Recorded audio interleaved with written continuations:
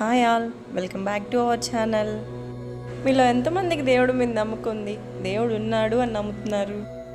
Morning నేను ఇన్స్టాలో reels చూస్తూ ఉంటే నాకు ఒక వీడియో వచ్చింది. లిటరల్లీ నాకు అసలు ఆ వీడియో చూశాక గూస్ బంప్స్ వచ్చేసేయండి బాబు. Rejected by doctor, accepted by lord అంటే ఇదేనేమో. ఒక చిన్న బాబు కంప్లీట్గా 2 months నుంచి హాస్పిటల్లో కోమాలో ఉన్నాడు. అయితే డాక్టర్స్ ఏమన్నారంటే, మీరు ఇంటికి తీసుకెళ్ళిపోండి, అస్సలు ఈ అబ్బాయి మీద హోప్స్ పెట్టుకోవద్దు అని వాళ్ళ ఫాదర్తో చెప్పారు.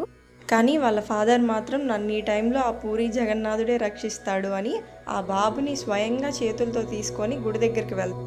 అక్కడ పోలీస్ వాళ్ళు లోపలికి అలో లేదు అన్నా, లేదు నేను కలవాల్సిందే, దేవుడి దర్శనం జరగాల్సిందే అని లోపలికి వెళ్తాడు.